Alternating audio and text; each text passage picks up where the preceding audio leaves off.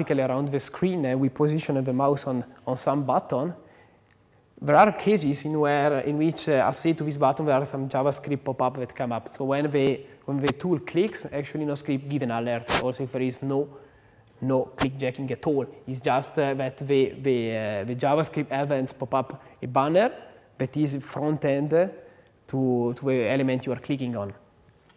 And that's the same as case 2, where you have some iframes that are near to the point where you are clicking, but these iframes are visible and are part of the page. Then there are some strange sites that have some hidden iframes that are located outside of the page margin, so you don't even see this page. But since there are some iframes that are transparent, no script writes an error. And actually, 0.60% of our site is transparent iframe. So I think many of these sites will raise an error if you have no script installed.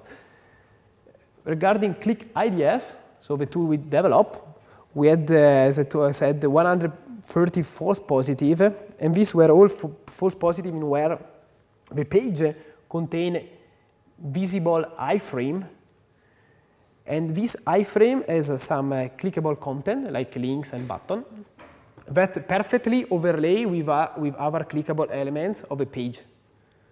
So actually, this is a strange condition because you have 2 elements of 2 different domains that overlay one above each other. And this is actually, if one of the 2 frames would have been transparent, this would have been a clickjacking, okay? But since it's not transparent, it's not a clickjacking. So this is a false positive, and but this also fit into our definition of clickjacking. So I have to say that we observe a lot of sites that were frame defaced. That means that on this site there were a JavaScript, often an obfuscated JavaScript, that automatically, when the page is visited, it loads another page and it displays this page full screen. So actually, this JavaScript is overwriting the content of a page with another external site. And this, if you think about this, maybe in the future there could be some clickjacking attacks that could have been deployed using some stored cross-site scripting. So you have a JavaScript code that is stored somewhere on the page. When the user loads the page, this JavaScript code loads an iframe, set it transparently, and put it on the top of the page. Then we have some other cases that we call borderline cases because are not either false positive, not either true positive. And they belong to 2 categories. The first one is what we call reverse clickjacking. So on some sites, there is an iframe that is embedded in a link tag. And this is something usually you don't do. So what happens is that when the user clicks on an iframe like that one, it thinks to interact with the iframe, but actually the link is stolen, so the click is stolen by the link. Okay? So we call it reverse clickjacking, just because actually you click on something like an iframe, but your click goes to the link. That is pointing this example to evil.com. Then there is another categories of, I call it the 505 frame, in which there was an iframe that has been set to be transparent with a transparent background, but since the site were not reachable at that time, so the web browser was generating 505 alert, this page have been rendered by the browser transparently as a clickjacking attack. So just to summarize a bit what we have learned. What we have learned is that iframes are really largely adopted on the internet. And it seems that they have overcome traditional frames. And this maybe raise the question of iframe that can be used in the future as new attack vector. And by the way, despite of the wide media coverage that we observed in the last month and in the last year, we didn't observe many clickjacking pages, even if we analyze more than 1 million sites that possible were malicious, many of them were possibly malicious. So maybe clickjacking is not among the preferred attack vector adopted by miscreants on the internet. Why? Maybe because it's a bit complicated to set up and it's not easy portable. You can think that different browser and different configuration render the page differently.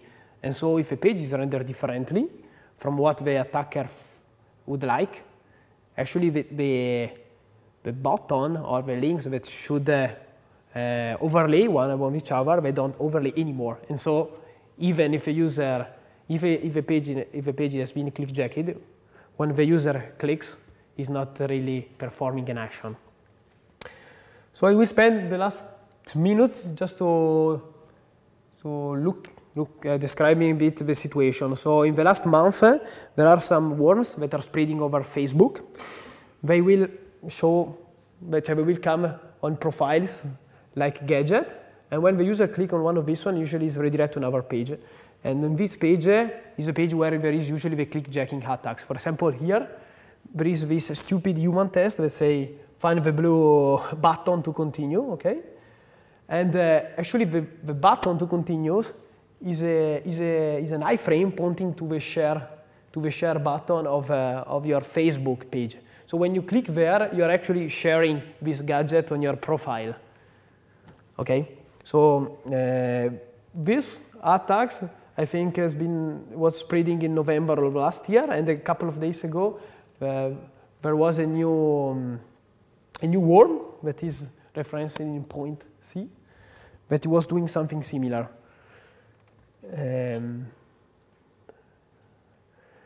Then I want to reference a talk of Paul at Black Hats Europe of this year that is called Next Generation Clickjacking, in where it was just saying that nowadays clickjacking is even more easier to deploy by using, for example, JavaScript to positionate the hidden iframe in a way that when you move a mouse, when you move a cursor, the iframe follows the cursor. So you don't have to position it statically, but you can position it the iframe dynamically. The same things you can do it with URL fragment identifier. And what is more scaring is that by misusing the API that has been introduced in HTML5, is even possible to inject in a form of a hidden iframe some text. And this is even more easier if you use Java, because with Java you can override the default behavior of a click and drop, and you can say that when the user click once, you activate the click and drop, and when the user click again, it is activated. In this way, the attacker can automatically fill in information in the clickjacked iframe, and this way he can submit forms with whatever string he wants. And he can also do the opposite. He can steal information from a iframe out. So I will conclude saying, giving some mitigation technique. So Microsoft has proposed a frame called X-frame option, in where you insert in the header of HTTP this frame, this flag, and wherever the browser sees this flag, you want to render the page in a frame. And this header has been now adopted by Internet Explorer 8, Chrome, Opera, Safari, and also by the NoScript plugin for Firefox. The other mitigation technique is the use of frame busting, in where you, as I said before, where you avoid that the page get framed by using a JavaScript code similar to this one you see there. I have to say that there are some way to go around this frame busting protection, and there is a good paper that has recently been proposed that analyzed is the reference 2 that analyzed the the top site of Alexa and give a summary of whether or not this site implements frame busting techniques and how to go around that. Then there are a lot of variants to this frame busting code that are described here in reference number 1. So I will conclude just, let me see, just with this summary, saying that the motivation for our work has been the fact that clickjacking has been has get a lot of wide media coverage, and people get interested in this new threat. That's why we decided to develop a solution to automatically test web pages and try to see if this thread was really used over internet or not. So to do so, we analyzed more than 1 million web pages. And finally, we just found a couple of them that were really vulnerable, and plus a bunch of borderline cases. So the question is currently clickjacking posing an important threat for the internet users? So everybody can draw their conclusion, and I will close in this way. If you have questions, feel free to ask now or maybe offline.